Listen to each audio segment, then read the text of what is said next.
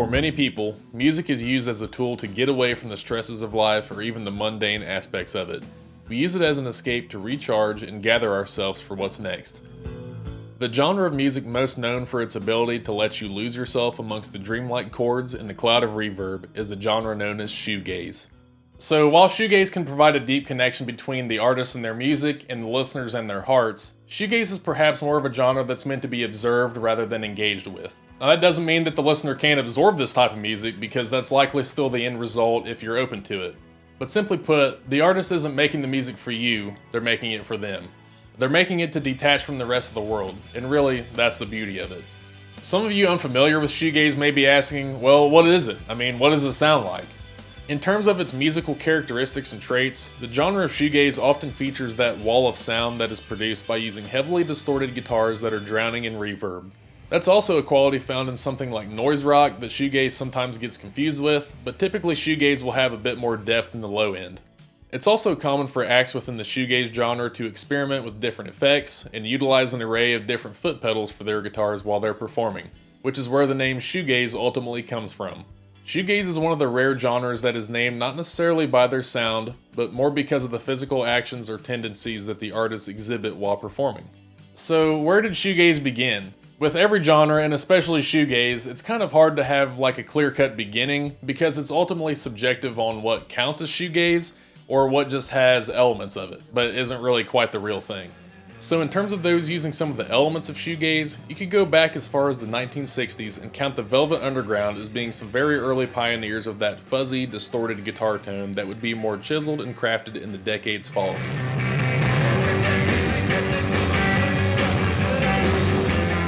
However, as we fast forward to the 1980s, we find the album Psycho Candy by Jesus and Mary Chain breaking the seal of what we know to be shoegaze with the way that their music would sound multidimensional, yet also maintain that wall of sound that we know shoegaze to exhibit.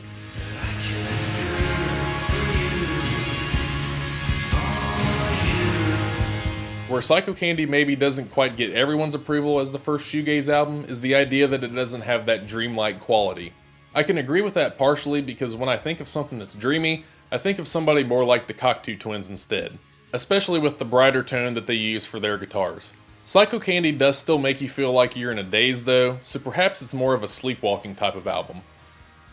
To discuss more about the Cocteau Twins, like I said, I do think they exhibit the dream sound like no other. Their music is just splashed in reverb, with just a really wet mix in terms of the production, so they possess those elements of shoegaze, but they don't typically use that distortion that the most shoegaziest of shoegazers use.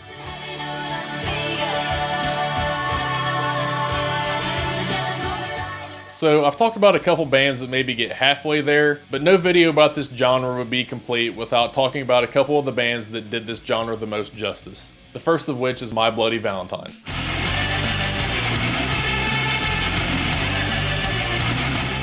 My Bloody Valentine was formed in 1983, which would be followed up by the release of several EPs throughout the 80s as they honed in on not only their band lineup, but also as guitarist and part-time vocalist Kevin Shields dialed in the sound that he was looking for. Eventually, the stars aligned for the band to release their debut full-length album in November of 1988 titled Isn't Anything.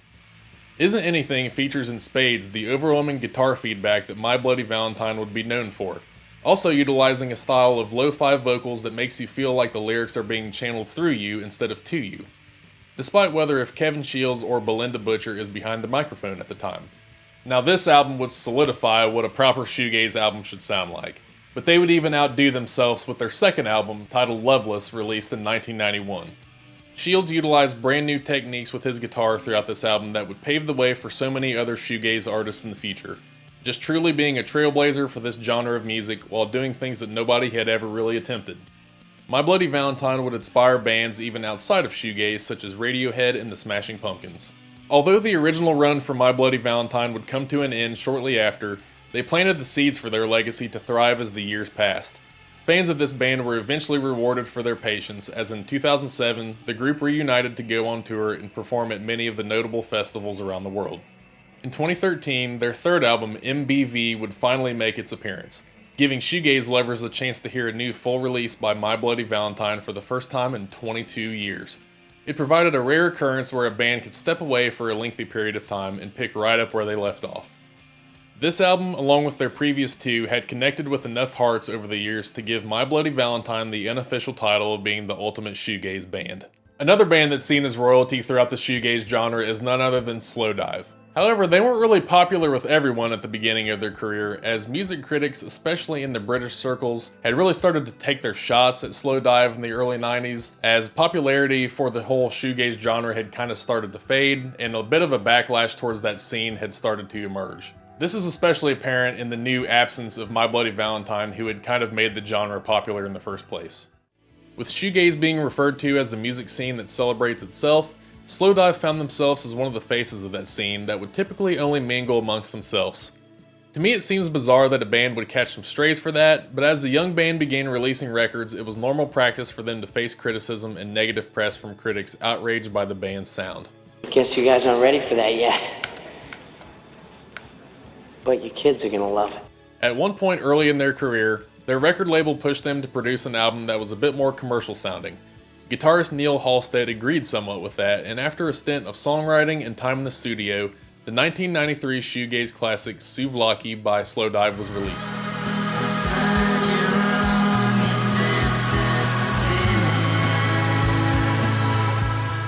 Souvlaki was of course not met with critical acclaim right off the bat, but that was mostly because of just the overall pushback that the band was getting in general. But within the shoegaze community then, and with the passage of time, Souvlaki is regarded as one of the greatest shoegaze albums ever made, cementing Slowdive in the conversation of the greatest artists within that genre.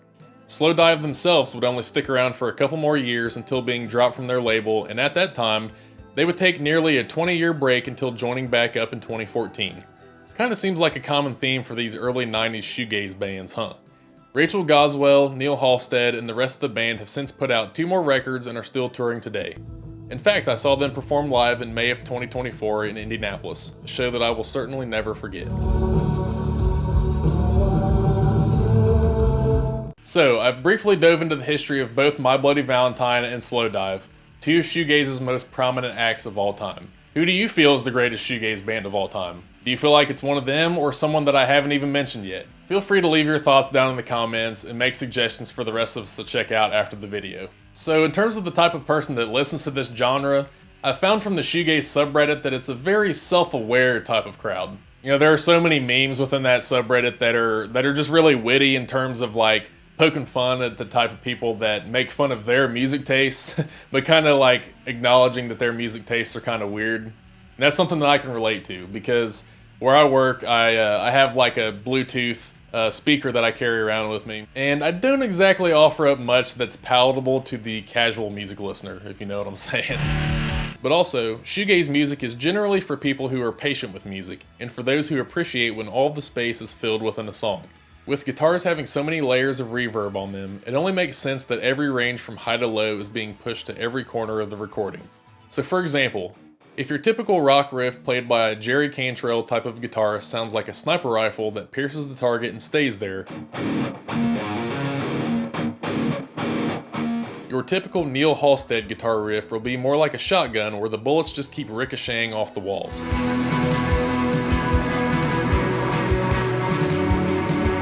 By the way, I'm not exactly a gun guy, so if that analogy seems a little off, you're just gonna have to shoot me, okay? But in terms of my personal opinion of this genre, one of the things I love about it is what I just talked about, and that's how reflective sounding it is to our ears. I'm a sucker for a good reverby guitar with a moody vocalist, and this genre is full of that. So in terms of what doesn't hit for me with shoegaze music, it's kind of a catch-22 in my mind. Because on one hand, I really like the sound of buried vocals, but then I miss the aspect of being able to make out all the lyrics of songs. But then again, in the case of the Cocteau Twins, there really isn't any actual lyrics to learn because it's mostly just a made-up language by vocalist Elizabeth Fraser. But at least I can just appreciate their music for the melodies and how the tracks make me feel. When seeing a shoegaze band perform live, don't take offense if the guitarist isn't exactly in tune with the crowd. But on the flip side, I've seen bands with shoegaze elements such as Wolf Alice perform where their guitarist Joff still maintains a connection with the crowd in front of him. But generally speaking, it seems like the guitarist is going to have their hands and feet full with their musical responsibilities for the duration of the performance. In terms of shoegaze-related bands that I've seen live, Slowdive, Jesus and Mary Chain, Always, and Beach Fossils are just a few that I've had the chance to see perform.